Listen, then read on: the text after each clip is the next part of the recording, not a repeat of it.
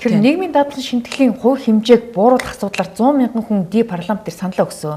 Тэгэхээр энэ асуудлаар улсын хурал ямар ч ихсэн хууль өөрчлөх хин санаас наашлага одоо хилцүүлэг өрнүүлэх ёстой. Тэгэхээр энэ асуудалд одоохондоо орхигдчиход таг чимээгүй байгаад байгаа дээр бид нар гайхаад байна л да. Та их хурлын дэд даргын хувьд энэ асуудлыг бас анхаарч болох уу? Хууль тогтоомжийн тухай хуулийн дагуу энэ төсөв одоо за нийгмийн даатгал матгал гэдэг энэ анхдагч том хуулиудад татвар тий одоо нийгмийн даатгал гэх мэтчлэн улсын төсөв дээр одоо их хүн дээр ачаал өгөх анхдагч энэ том хуулиуд дээр засгийн газар өргөн барих хэрэгтэй болчихдог. Ааха. Тий. Хувь гишүүн бол жишээлбэл тэгэх юм бол бид нар чинь улс төрсөн энэ том уралдааныг үл явуулж чадна шүү дээ. Одоо би жишээлбэл за 2% бууруулъя гээл дараагийн гишүүн 4% бууруулъя гээл дараачих нь 10% бууруулъя гэд ингээд яваад өгч болох байхгүй. За гэхдээ яг одоохондоо бол нөгөө бидний авж байгаа шимтгэлээрээ ийшээгээ өгж байгаа учраас эндээсээ авах нь хэрэг буурхал юм бол ийшээгээ өгөхдөө энэ хоёрын хооронд зөрүү гарч эхэлнэ. За энийг улсын төсөв тэгвэл даана гэсэн үг. Энэ хоёрын зөрүү 4%-аар жишээл 2%-аар бидний шимтгэл буурах юм бол нэг 600 орчим тэрбум төгрөгийн зөрүү үүсгэнэ. Тэр 600 тэрбум төгрөгийг тэгвэл улсын төсөв тэгвэл даана гэсэн үг. Тийм. За ингээ энэ мэтчлэн одоо энэ реформудаа бол одоо зоримог хэрвээ хийнэ гэх юм бол тооцоолоо хийгээл оруулж ирэхээсээр аргагүй. Тэгэхээр хамгийн эхлээд ялангуяа энэ 2% мөнгөчлөе. Иргэдийг шимтгэл төлөлтөндөө итгэлтэй болгоё. За одоо жишээлбэл шинэ хуулийн дагуу ямар банкнд байршуулах вэ гэдгийг Монгол банктай бүр зөвшөөрөлдөж байгаад нийгмийн дадлын үндэсний зөвлөл дээр одоо бас ярьж агаад системийн хэмжээний банкнд л байршуулж болохоор болсон. Тэгээд энэ бол эрсдэл багтай. Тэр Монгол банк бол энэ эрсдлүүдийг мэдж байгаа шүү. Ямар ч гэсэн найдвартай банкнд хадгалдаг банкнд тэрнээс биш за зарим бараг өөрсдийнх нь дөрмийн санан ч байдаг юм уу те өөрсдийнх нь мөнгө нь бараг бидний байршуулж байгаа мөнгөөс бага эрсдэл дах чадваргүй банкнд ч байршуулж болохгүй шүү дээ. Тэ. Хөрөнгөний чадваргүй банкнд эрсдэл ихтэй банкнд. Тэгэхээр би нөгөө хамгийн өндөр орлого олох газар байршуул гэж гэдэг нь бол нэг бодлын буруу юм аа гэж үздэг байгаа юм тэр. Бусад улс оронд бол нийгмийн дадлын сангийн менежмент нөгөө үнэхээр бодит мөнгөтэй учраас менежмент нь шал өөрөөр явдаг. Энэгээр голцоо урт хугацааны эрсдэл багтаа жишээлбэл ипотекийн зээл мэлийг санхүүжүүлдэг байхгүй. Хамгийн найдвартай. Тий одоо банкнд бол хамгийн найдвартай зээл бол ипотекийн зээл биш үү? Тэгэхээр одоо миний жишээл үнэхээр манай нийгмийн дадлын сан 20-30 их 80 төгрөг мөрөгтэй бол энэгээр за ипотект санхүүжүүлье. Ипотек руу гаргая. Энэ бол иргэн төлөлт сайтай. Тэгээ ерөнхийдөө бол аль нэг урт хугацааны сангууд учраас дэвшлүүдэд тооцоод бодоод явдаг. Ийм нэгэн санхүүгийн хэрэгсэл байх ёстой. Тэгэхээр хөдөлмөрийн өсний доод хэмжээг одоо энэ 4-р сараас 792 мянган төгрөг болгож нэмэгдүүлэх асуудал яригдж байна. Тэгэхээр ер нь хөдөлмөрийн үнэлэмжийг одоо яаж бодиттой болох вэ гэдэг дээр ер нь их хурдаас ямар бодлого барих вэ? Тэр бол үнэн. Одоо сая хөдөлмөрийн зах зээлийн томоохон хэмжээний судалгааныг 2023 онд бид хийлээ. Тэгэхээр 1990 оноос 2005 оны хооронд 15 жил төрөлт огцон буурснаас үүдээд энэ үеийнхэн одоо 18-аас 35 насныхан болж хөдөлмөрийн зах зээлд орж ирсэн. Тэгсэн нэг хөдөлмөрийн зах зээл дээр 205 мянгаас 300 одоо 20-30 мянгаар одоо хүн багассан байна. Тийм. Тэгэхээр ингээл харангуут одоо компани болгон уулзахад хамгийн их ярьж байгаа шүү дээ. Ажиллах болтухгүй байна. Тэгэхээр яг таасаа хэллээ шүү дээ. Төрөлт буурснаар ингээд ажлын одоо нөгөөдх нь цалингийн хомсдол байна гэж байна. Тэгэхээр нөгөө шалтгаан бол цалингийн хэмжээ шүү дээ, тий. Сая тэгээ бид нар ингэж авч үзье. 23 онд судалгаа гэдэг аваад үзэхэд 2012-оос 22 оны хооронд цалингийн өсөлтийг бид нар тооцож авч үзэхгүй. За тэгсэн чинь одоо доллараар ингээд тооцоод аваад үзэхэд 10 жилийн өмнө 2012 оны үед нэг 410 $20 байсан. 2022 онд 10 жилийн дараагаар энэс нэг $40 $50-аар л нэмэгдсэн байна. Тэгэхээр өөрөөр хэлбэл энэ хугацаанд яг ингээд бодит төсөлт цалингийн өсөлт бол олигтой нэмэгдсэнгүй гэсэн үг байхгүй. 10 жил $40 цалин нэмэгдсэн. Энэ хооронд юмны үн 10-аас 30 дахин нэмэгдсэн байдаг. Дээрээс нь нэмээд яг ингээд төргөөр илэрхийлсэн сайн нэмэгдсэн ч гэсэндээ төргийн уналт бас энэ хугацаанд явцсан л дээ нөгөө ханшны одоо энэс үдэл яг бодоттоор аваад үзэхээр 3 дахин одоо ханш тэгэхээр ингээд аваад үзэхээр энэ бол өнөөдөр одоо хүмүүсийн бухимдаад байгаа нэг аргагүй байхгүй $400 гэдэг чи одоо юу гэсэн үг юм бэ тиймээс өнөөдөр одоо хөдөлмөрийн өсний доод хэмжээ гэдэг чинь бас бага л байгаа. Тэгээд хамгийн гол нь одоо яг өөрөө хэлж байгаа бол үнэн энэ хугацаанд хүний одоо хөдөлмөрийн үнэлэмж бодиттойгоор сайн нэмэгдэж чадахгүй байна. За тэгээд бизнесүүдтэй очиод яагаад та нарын энэ хугацаанд ч одоо салон орлого чинь зөндөө одоо бизнес хийж орлого чинь зөндөө болсон ба шүү дээ. Та жижигхэн компанитай байсан, та групп компани болсон байна. Тэгээд энэ ашиг орлого чинь хаашаа явчих вэ? Тэгэхээр хамгийн том дарамт болж байгаа зүйл нь банкны зээлийнх. Аж ахуйн нэгжүүд бол хамгийн түрүүнд зээлээ төлж байна. Тэ? За ингээд дахиад татваруудаа төлж байна. За ингээд үлдсээр байгаад нэг жоох юм үлдэх юм бол бид нар бараг цалингаа нэмдээ гэж хэлээд байгаа байхгүй. Тэгэхээр бизнес эрхлэгчдийн хувьд бол одоо хамгийн хүнд дарамт бол тэр одоо банкны зээлийн хүүгээс гадна татварын дарамт байна л та. Тэгэхээр татварын дарамтыг багасгах асуудал дээр ер нь улсын хурал засгийн газрын төвшөнд ер нь дөрвтэй арга хэмжээ авах газраас сая татварын багц хуулийг улсын хуралд өргөн барихаар парламент дээр тавиад аль хэдийн олон нийтийн санал асуулгыг авч эхэлсэн билээ. За дээрэс нэмээд манай аж ахуйн нэгжүүдийн маань хувьд нэг зардлын бүтэц гэж байдаг байхгүй юу. Одоо тэрэнд цалингийн зардал нь хэдэн хувийг бүртгүүлж ийнэ гэдэг бид нар бас харах хэрэгтэй. Жишээлбэл улс орнуудын хувьд бол Америкт энэ төрхэд цалингийн зардал бараг дотоодын нэмэгдэлтхүний бараг 60% орчим багтдаг. Монголд нь 30 орчим хувьтай байна. Энэ бол айгүй бага байхгүй. Өөрөөр хэлбэл улс орны эдийн засаг нь өсөөд байлаа гэхэд яг нөгөө эдийн засгийн өсөлт иргэдийн амьдрал дээр бууж байгаа нь бага байна л гэсэн үг. Тийм байгаа тийм. Гэтэл эсвэргээрээ бусад улс орнуудад бол татвар матвар нь өндөр байсан ч гэсэндээ цалин нь угаасаа харьцангуй өндөр байгаад байгаа учраас бас болоод идэг. 20% зээлийн хүү төлөөд байгаа аж ахуйн нэгжүүд чинь хувьд үлдсэн нэрээ зардал нэрээ л бага байгаад байгаа байхгүй. Тэгэхээр энэ удаа улсын хурлын дарга сая намрын чуулганыг хаахтаа ч гэсэн хэлжсэн. Зээлийн хүүг бууруулах энэ ажлыг бид нар бүр зоригтойгоор хиймээр байна. Зоригтойгоор хиймээр. Одоо Монгол улс ерөөсөн гэдэг баг ер нь бол банк санхүүгийн байх болгохын баг барьцанд орчлоо шүү дээ. Банкны тухай хуулиар ч одоо энэ бүх эслэж уул нь хаагаад одоо арилжааны банкуд бол зөвхөн өөрийнхөө тэр зориулалтаар өөрийнхөө салбарт л үйл ажиллагаа явуулна. Өөр бусад одоо барилгач гэдэг юм уу, уул уурхайч гэдэг юм уу, бусад одоо салбар руу одоо бизнес хийхгүйгээд ийм хоригдсан залт байгаа шүү дээ. Энэ залт хэрэгжиж гэнэ үү? Одоо хэрэгжиж байгаа л гэж л одоо найдаж байна. Тэ одоо Монгол банк бол үүн дээр өөрснөө бас хяналтаа тавих хэрэгтэй. Улсын хурал ер нь нэг юм хууль батлаад өнгөрөөд өгдөг. Шалангуяа нийгмийн зүгээс хамгийн бухимдалтай байгаа эсвэл анхаарлын төвд байгаа нийгэм том импакттай нөлөөтэй хуулиудынхаа хэрэгжилтийн араас хяналт тавьдаг бай. Харин тийм. Эзэнгүй хайчаад байна. Нөгөө яг иргэдийн үсэд байгаа өөрчлөлтүүд нь л хэрэгжих хэрэгтэй байхгүй. Тэрнээс тэнд дарга, тэнд бүтэц, тэнд томилгоо бол иргэдэд бол хамаахгүй шүү дээ. Яг үнийг хэлэх юм. Тэгэхээр одоо ингээд сүүлийн үед одоо энэ инфляц өсөөд төв банк бодлогын хүүгээ өсөхөөс аргагүй ийм нөхцөл байдал үүсэж байгаа цаанаа бол энэ эрчим хүчний үн, дулааны үн одоо огцом нэмэгдсэнтэй холбоотой. Тэгээд энэ одоо доллар хомсдод ер нь валютын ханш бас нэмэгдэж байгаатай холбоотой гэсэн янз бүрийн юм одоо шалтгаанууд байна л да. Энэ дээр ер нь одоо улсын хурлын зүгээс тодорхой бодлогын зохицуулалт хийх шаардлага байна гэж харагдав. Сая иргэд олон нийтэд бас чуулганы завсарлагаар уулзж байхад хамгийн их бухимдалтай асуудлууд бол яг энэ байна. Үнийн өсөлт. Тий. Үнийн өсөлт бол таамар байна. Иш арал та нар 6% нэмэхэд үнийн өсөлт 8% болж байгаа. 8% нэмэхэд л 10% болчиход байгаа юм. Одоо энэ дулааны үнийг энэ 5 дугаар сараас 85% нэмнэ гэж байна. Ядаж чинь үе шатаагаар багаар нэмэгдэхгүй бол энэ хүн амын одоо цалин орлого нэмэгдээгүй байхад ингэж огцом өсөх нь зөв үү буруу юу гэдэг дээр бас улсын хурал засгийн газар хоорондоо зөвшөлдсөж болдгоо юм бол. Энийг уг нь одоо алгуурхан хийх хэрэгтэй байсан. Энийг одоо нэлээд хэдэн жилийн өмнө ер нь хэлж ирсэн. Төрөөс дандаа татаастайгаар тэнд одоо төр өмчтний компани эндээс хямдхан өгөөл ийшээгээ ингээд бол худлаа шүү. Энийг аажмаар нэмээ зохицуулаа гэдэг одоо зөвлөмж өгч ирсэн. Энэ арга хэмжээгээ бид нар авч чадахгүй байсаар бол энэ хүчлэлтэй нэгдүгüрт тий. Хоёрдугаар за нүүрсний ортойгоо түшиглээд бид нар станц барья. Биднэрт мөнгө нь байна гэд ялангуяа Парисын уур амьсгалын өөрчлөлтийн том гэрээ дээр одоо байгуулагдахаас өмнө одоо их усүр биднэрт барихад бэлэн байна гэд ингэж яхад манай төр засаг ийм стратегийн юмнуудыг хувийн хвшлэр бариулахгүй. Тийм юм байхгүй гэд эрчим хүчний реформ гэдэг бол үнэн нэмэлт ганцхан биш юм аа. Эрчим хүчний реформ гэдэг бол нэгдүгээрт өөрийнхөө салбар дотор шүүсээр шахах хэрэгтэй. Жишээлбэл хулгайн тог зөндөх байна. Яг хэдийг эрчим хүч нийлүүлээд хэдийнх нь мөнгийг олж аваад байгаа. Яг үнэ. Дундаас нь жишээлбэл 10-20% алдагдаад байгаа бол яхаараа шудраг төлж байгаа хүмүүс тэр хулгайн тогны мөнгийг бид нар төлөө сууж идэв. Хаана алдаад байгаа тэрнийг олж авах хэрэгтэй.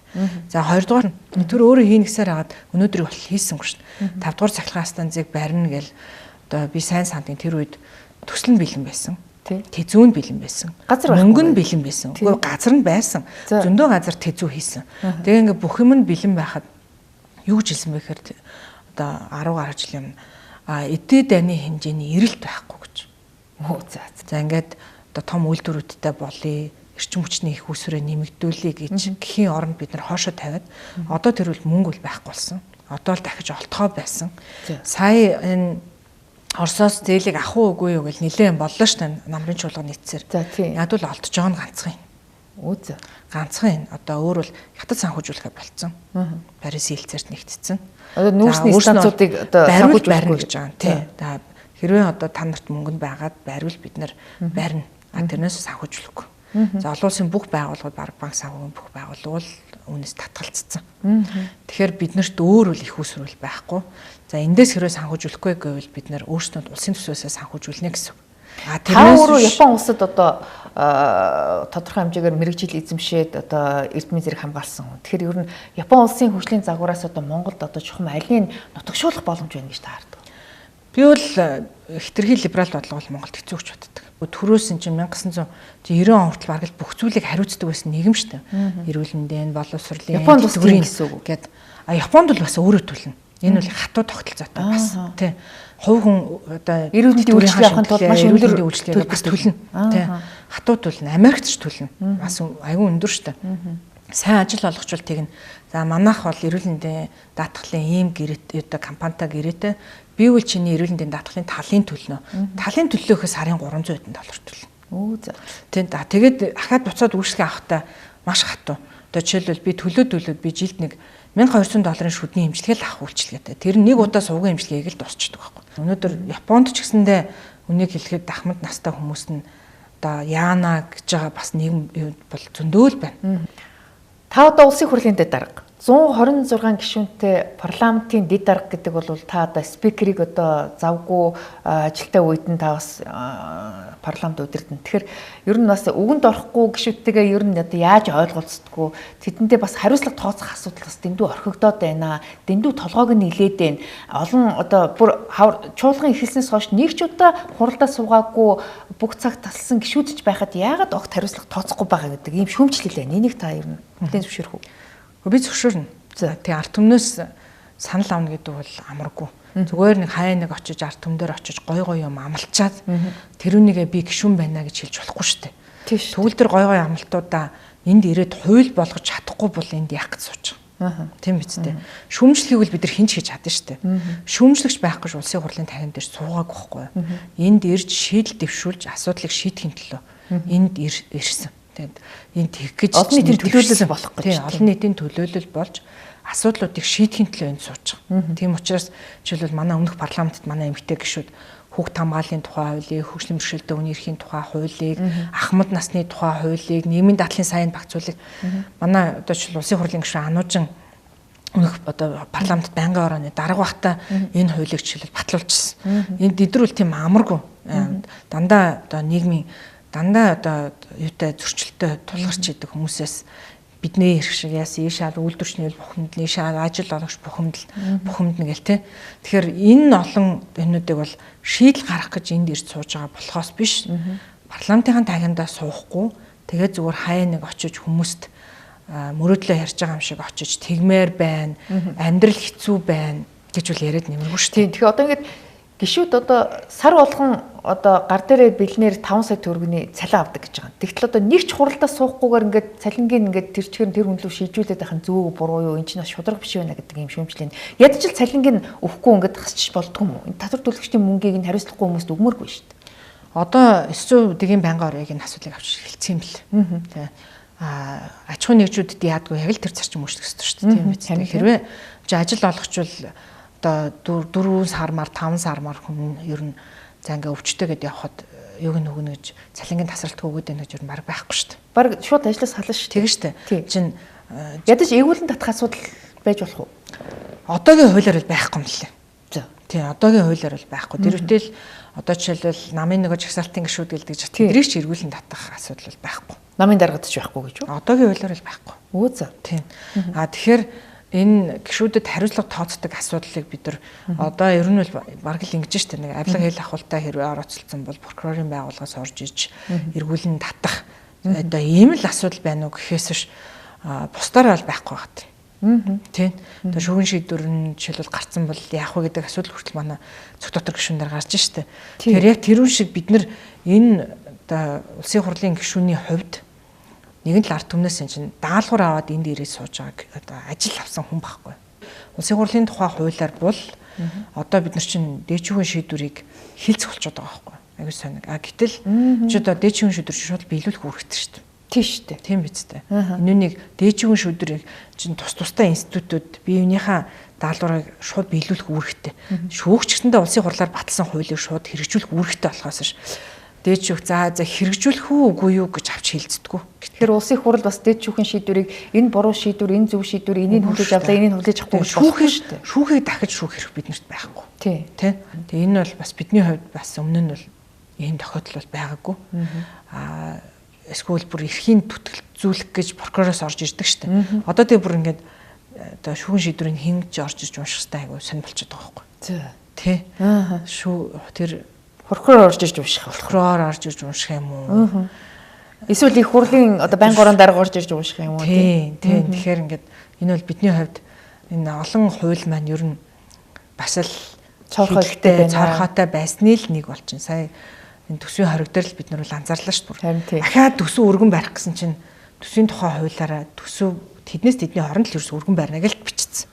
Тэр нь ерөөс нэг удаа л өргөн барихаар зохицуулчихсан. Одоо ингээд их хурлын дэд дарга гэдгээрээ бусад гишүүдээс арай ялгаатай өөр хариуцлагатай байдаг шиг ялгаатай цалинтай юу?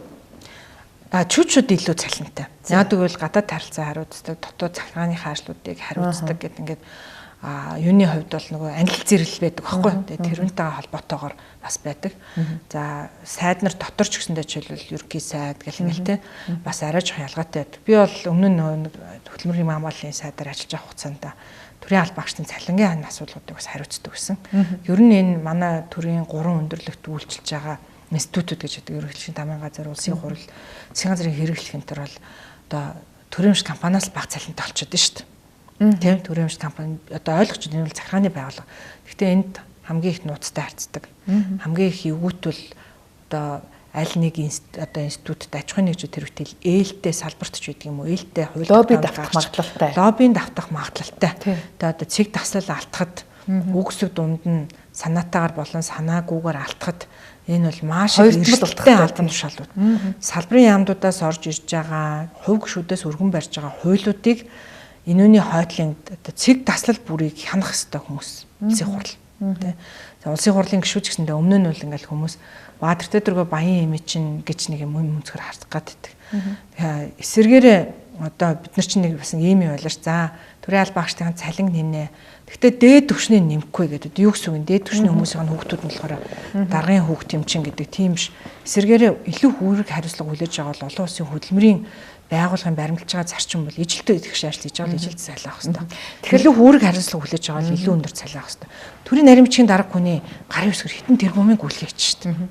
Таны одоо ингээд их хурлын дэд даргаас гадна их хурлын гишүүнээс гадна бас хувийн бизнестэй анхаарч амжиж байгаа юу? Гэр бүлийн бизнес гэж байгаа юу? Байлгүй яах вэ? Одоо тэрүүндээ гэхдээ надад анхаарах хэрэгтэй цаг зав бол айгу бага байт юм аа. За аль чиглэлээр би өмнө нь үйл хөдлөх хөрөнгөний чиглэлийн бизнес хийдэг байсан. Одоо ч гэсэн яг л тэр чиглэлийн л голцоо бизнесийг хийдэг. Офис, за тэгэл орон сууц, худалдаж авна, түрээслэн, зарна, одоо тиймэрхүү голцоо бизнес хийдэг байсан. Тэр бизнесээ ч гэсэндээ бас л одоо л ч гэсэндээ бас л хийж л байгаа. Гэхдээ тэр бизнесээ одоо яг ингээд араас нь дагнаад ажиллах боломжгүй магадгүй гэр бүлийн хүнтэй хариуцаад явж байгаа. Хариуцаад. Бидний хувьд бол энэ ажил чинь ер нь мэдээж цаг зав ихтэй шүү дээ. Хүмүүс бодохдоо одоо ингээл нэг зөвхөн чуулгандаа ингээд суугаад болчдөг юм шиг боддог. Үүнээс гадна мэдээж ар гэрийн амьдрал эмхтэн хүн л болсон. Тэгээ одоо гэрийн хаалганыхаа гадаа л би дэд дарга гэдэг хамаг зүйлийг хаяал гэртээ ороод бол айлын авгаа ажил ээжийнхээ ажлыг л хийн штэ. Тэгэл гэрийн даалгавраа хийснэ, хүүшээ усанд орож яагаад галтгоогоо дэлбэлч вэ гэл ингээл ээлжид хэрүүлээ хийсээр байгаа л сая бол цагаан сараар л бүтэн одоо тий айлын эхнэрийн ажлыг хийсээр байгаа л ер нь таарлаа. Тэгэхээр бидний хувьд бол гэр бүлдээ цаг зарцуулах одоо боломж ер нь багасч байна. Яаж энэ их хурлын дэд дарга гэхээр илүү хариуцлагатай ажил учраас гүйцэтгэх засаглалын бүр амар ажилтаа харьцуулах юм л арай дээр. За. Тий. Арай дээр.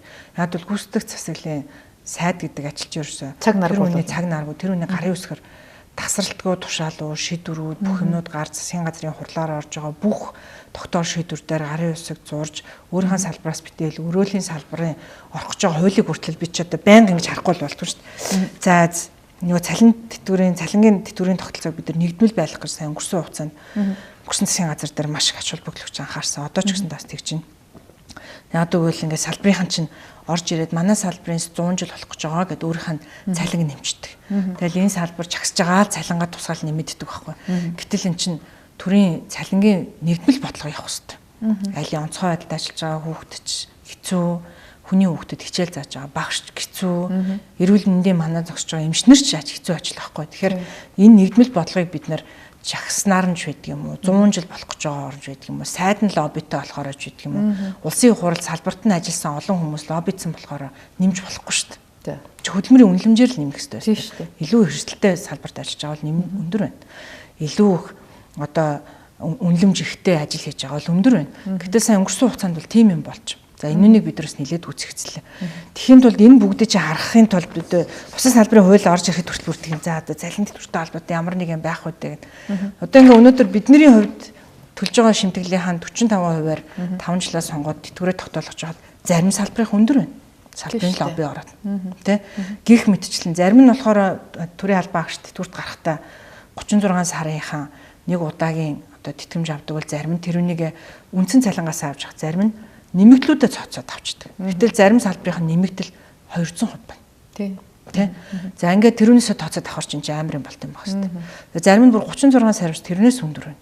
Энэ нэг бодлын чи бас нөгөө талтай хүмүүсийн бухимдаад байгаа нь шудраг ус. Ялгартай байна шүү дээ. Тэгээ энэнийг ингээ хууль болгон дээр би ч одоо нэг хуулийн улгаатай тэмцэнэ гэдэг шиг өстой ингээ үгүй одоо аль нэг салбар арай ингээд ороод ирж байгаа юм биш үстэй гэж бас тэрийг бүгдэр ингээд харна.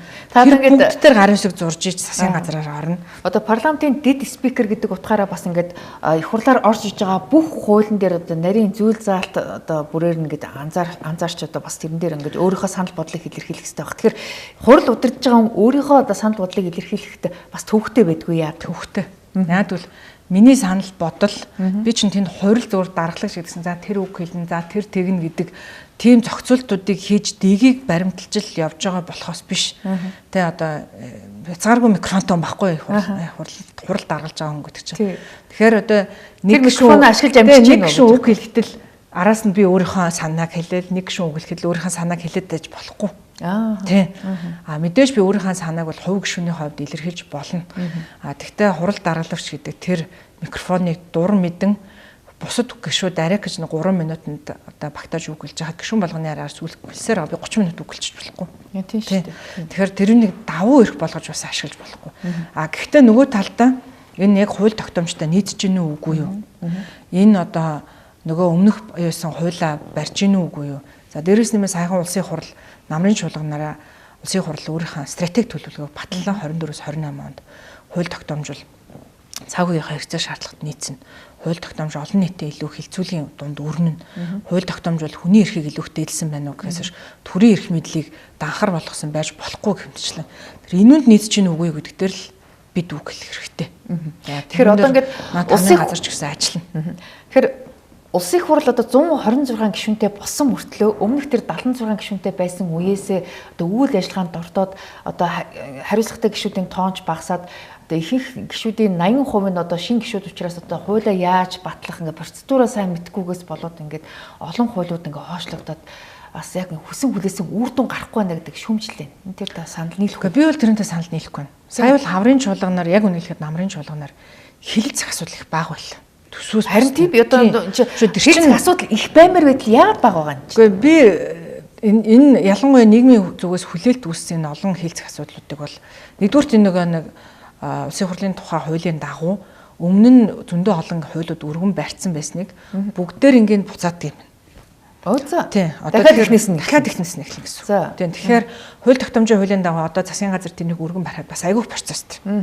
Хилцүүлэг хийн, дэд парламентаар 45 хоног 50 ийм тийм гэдэг ингээд олон нийтэд ингээд тэгээ ингээд нөгөө яг чуулган ихсэн чинь шинэ чуулган эхлэхэд хилцэх асуудал засгийн газраас яаралтай гормоор өргөн барьсан хэдэн хуулиуд л байна. Улсын хурлын гишүүд ч хууль өргөн барихад яг адилхан процесстэй.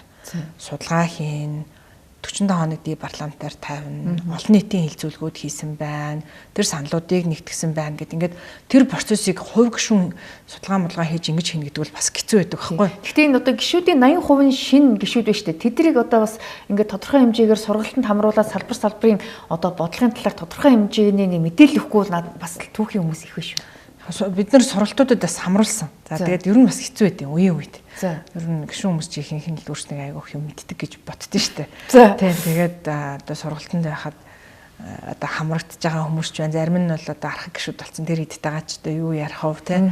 За ингээд одоо шинэ хүмүүсээс зарим нь байхгүй байна. Байлаа гэхэд бүгдэрнгийнч бас одоо хүлээж авах хүн байна, хүлээж авахгүй ч хүн байна. Та бид нар бол хувь гишүүдийн хувьд бол улсын хурлын дэгийн тухай хуулиудыг бол салбар болгоны тухай бол өөрийнхөө хариалагдах салбарын юмнуудыг л илүү сайн ойлгох гэж би хувийн хувьд боддیں۔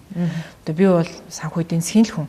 Тэгэхээр би бол тэрүүнийгээ л яриад за улмын хамгааллын сайдаар ажиллаж исэн хүний хувьд гэхээр би тэр юмнуудаа л илүү их ярина уу гэхээс биш ийшээ хараад би эрүүгийн хууль мэл нарийн ярьж мэдэхгүй штэ. Тэгээ тэрүүн дээр хамаагүй попорч чирэггүй айгуул бүр алдаа гаргаад одоо зөв буруу хууль өргөн бариад ч үгүй юм уу хуулийн зүйл залт оруулаад одоо бүр дордуулчих бас магадгүй байхгүй. Тэгэхээр таныг одоо улсын хурлын дэд дарга болсноос хойш одоо таны найз нөхөд намын одоо хүмүүс эсвэл одоо хамаатан садан чинь ямар нэгэн байдлаар ингээд энэ асуудлыг ингээд бидэрт ашигтайгаар шийдүүлээд өгөөч гэдэг гуйлд хүсэлт ихсэн үү? Үгүй. За энэ ямар нэгэн байдлаар лобби ихсэх магадaltaй гэж хардаг. Энэ лобби эсрэгээр хамгийн их нь юун дээр явдаг. Засгийн газар дээр явах. Сайд байх үед салбарын салбарын яамн дээр. Тэгээ яад бол тэнд бол асуудал илүү томор шийдэгдэх магадaltaй байхгүй тий дүрм журмын жоох өөрчлөлт оруулаад ч гэдэг юм уу. Тэгээ хуулинд өөрчлөлт оруулна гэдэг бол тийм амархан биш. Тэрэн дээр нэг гишүүн бол тийм амархан хуулинд бас өөрчлөлт оруулж байгаас амаргүй. За би зарчмын зөрүүтэй санал гаргаж болно. За тэгээд тэр зарчмын зөрүүтэй санал бас дэмжигдээ ч өгч байхгүй. Тэгэхээр та чи улсын хурлын даргын одоо дэргэдэх зөвлөлийн гол 3 хүний нэг штэ. Бид нар танд бол бас эрхлэл байгаа гэж хараад байна. Улсын хурлын дарга одоо даргын дэргэдэх зөвлөл бол нэлээдгүй том бүтцтэй. За бид нар бүх байнгын ордын дарга нар байна. Дээрээс нь парламент судалтай намын одоо дарга нар байдаг юм уу эсвэл бүлгээсээ хүмүүс нэг хүмүүсийг оролдог. Тэгэхээр одоо иргэний зориг ногоон намаас Батбаатар дарга. За ингээд үндэсний хвслээс Номтой 2 дарга те. За энэ нь бол хизээч өмнө нь байгаагүй. Өмнө нь зөвхөн байнгын ордын дарга нар. За ингээд бүлгийн дарга нар дэд 2 дэд дарга л ордог гэсэн жижиг бүрэлдэхүүнтэйс. За энэ удаа бид нар илүү их зөвшөөрлцлийн парламентыг үүсгэхийг зорж байна. Энэ бол бас би бодлоо зөв зүйтэй байгаа гэж боддог. Тэнд очиод асуудал дийл бүсэрч болохгүй байхгүй парламентын танхим дотор. Хэрэв болохгүй бол тэндээ даргын дэргэдэх зүйлдээр яриа за энэ чи ийм асуудал үүснэндээ ингэндээ гэд ер нь одоо бүлгийн дарга хийж байгаа, дэд дарга хийж байгаа, намын дарга хийж байгаа хүмүүс л ер нь хантаа хэлдэг. За энэ ч гэсэн манай нам дээр бол наадах чинь дэмжигдэхгүй байх шүү. Манай намын үзэл санаатай бол зөрчилдгөр байна шүү. За бид нар бол эсэргүүцсэн байр суурь илэрхийлэн шүү гэд эхнээсээ бараг хэлчихдэг. За ингээд энэ асуудал бол нэлээд хурцтмал асуудлуудыг бид нар даргын дэргэдэх зүйл дээр ярьдаг. За ингээд зарим нь бол за энийг бол улсын хурлаар бид нар оруулах түүхий байна гэдгийг нь бол шууд хэлдэг. Энийг бол засгийн газар оруулах гэж байгаа зарим нэг хүнд асуудлуудаар шууд салбарын сайд нь орж ирээд даргын дэргэдэх зүйл дээр ярьдаг. За өмнө нь бол бараг тэгдэгс даргын дэргэдэх зүйл дээр бол хилцэх асуудлынхаа дарааллыг яриад ингээд өчтдөг гэсэн бол хилцэж байгаа асуудлуудаа оруулаад энийг бол улсын хурлаар оруулахад түүхий байна гэж шууд одоо буцаах бид нар тийм юмнуудыг бол хийдэг.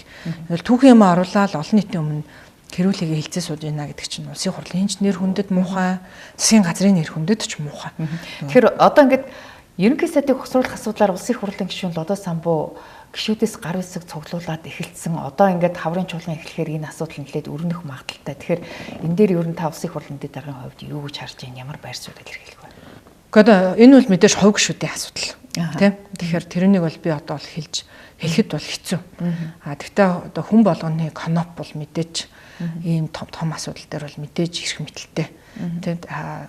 Үр дүнд би бол засгийн газар бид нар чинь сайн үндсэн хуулийн нэмэлт өөрчлөлт гэж хэлсэн ш 1.6 жилийн настай засгийн газрууд байсаар хагаад сүүлдээ бүр гадаадын зочид төлөөлөгчтэй салбарын сайттай уулзахад ч айгүй өнөөтэй. Гэхдээ танаа өмнөх сайд ч ирээд яг наадах чи ярьж байгаа явсан шүү дээ. Гэлтэй.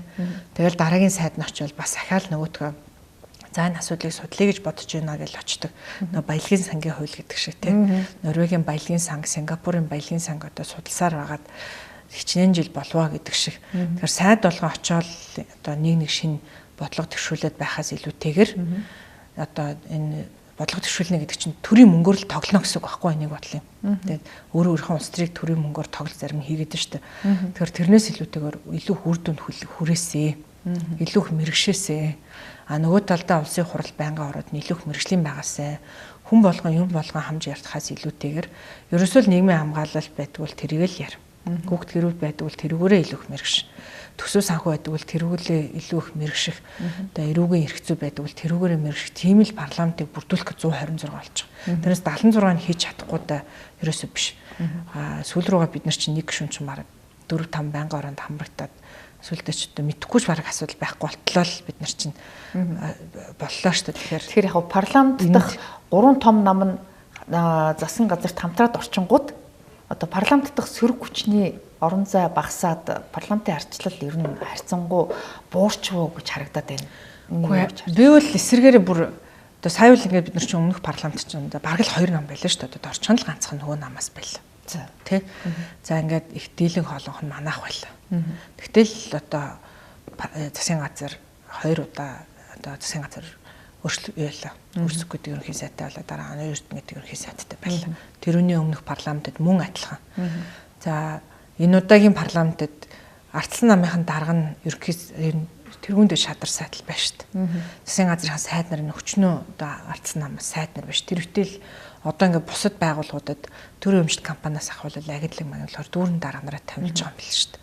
Хүн нам гэл тэгэхэд өнөөдөр нийслэлд нэгт судал аваагүй мөртлөө баг орлогч нийслэлийн орлогч даргатай боллоо шүү дээ. Тэгэхээр ингээд тэгээд байгаа мөртлөө эн чинь эсэргүүцэл ах юм шүү дээ. Өө тий төсөвдөр ихэд одоо ингээд өөрснөө шадар сайд майттай зөндөө одоо сайд майттай мөртлөө эсэргүүцэл гар үсэг зураал хэвлийн хурал хийгээл тэгэл одоо огтруулах гэж бодвол би л одоо бодохдоо гол эдийн засгийн бодлого нь бол эдийн засгийн хөгжлийн сайдаас гараад тэрүүнийг сангийн сайд төсвийн тавиал орж ирж байгаа төсөвдөр ардсан намынх нь өөрснөө л эсэргүүцэж харагдлаа шүү дээ. Одоо манай намаас ч зөндөө хүмүүс эсэргүүцлээ шүү дээ. Тэгэхээр парламентд ардчилтай байна л гэж. Нэг үе харин ч би бол айгүй ардчилтай байна гэж бодож байна. Яг ардчил нь эрүүл яваасаа л гэж хүсэж байна. Улс төр хийх гэж ардчил хэд ингэж одоо улс төр хийх гэж улс төр хийж байгаа биш. Зөв зүйтэй голтролд оруулах гэж улс төр хийгээсэ. Миний салбарын бодлого болохгүй байна гэж улс төр хийгээсэ.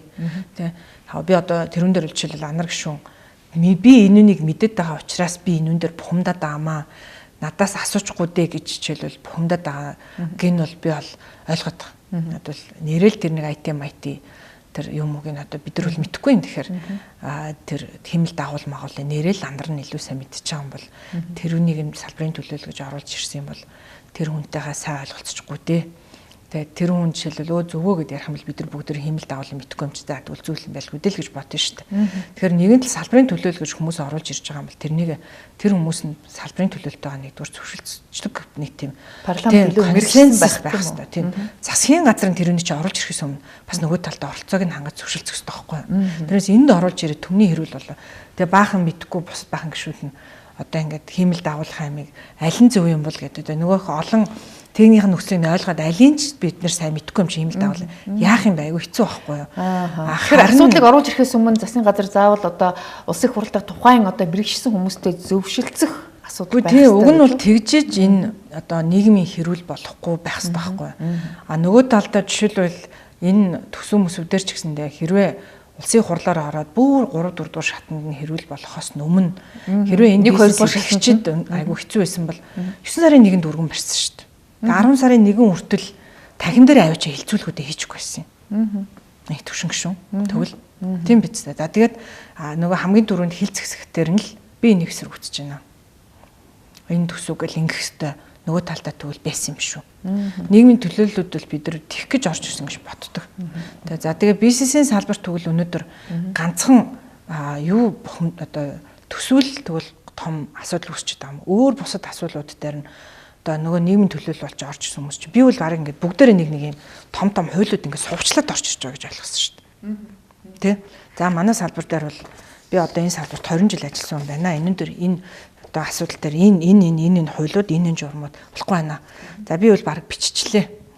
Одоо ингээд энэ журмаа өрчил. Гэт ингээд баг яам дээр нь очиод нөгөө журмыг баг бичээд өгсөн сууж авах хэвээр юм шүү. Тэгжиж эн чинь яг нөгөө тэрнээс биш яг л нөгөө аймаг орон нутгийн маань засаг дарга нартайгаа бид нартайгаа адилхан за одоо ингээд шийдэл хүлээгээл сууж ин да гэх юм бол худлаа штэ энэ чинь тэгээд удаа штэ. Тэгээд салбарын мэрэгсэн хүн гэдэг бол салбарын төгөл мэрэгсэн хүн л байх хэвээр болчиход байгаа. Тэгээд яг би бол цаг хугацаа хэрэгцээ байхаа одоо шаардлагатай байхаг л үүсэхгүй.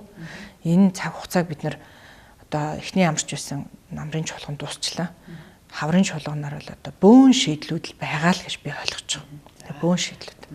За ингээд бидний ярилцах цаг ингээд дуусч байна. Бидний урилгыг хүлээж авч дэлгэрэнгүй ярилцлаа өгснээр баярлалаа. Тэгэхээр ер нь улсын хурлын хаврын чуулган удахгүй нээлттэй их чинь ялангуяа төлөвлөсөн одоо олон асуудал хэлцгээс гадна бас сүүлийн үед анхаарал татсан олон тулгымцсан асуудлыг шийдвэрлэх тал дээр хууль эрх зүйн зохицуултыг яаралтай хийх асуудал дээр таас улсын хурлын дэд даргын хувьд хувь нэмрээ оруулж ажиллаарай. Ингээд таны цаашдын ажилд амжилт хүсье. Баярлалаа. За баярлалаа. За манай энэ удаагийн ам нээвэл зочны ярилцлагаар улсын хурлын дэд дарга Булган Төвөө оролцлоо. Анхаарлаа дууссан үзэгч та бүхэнд баярлалаа.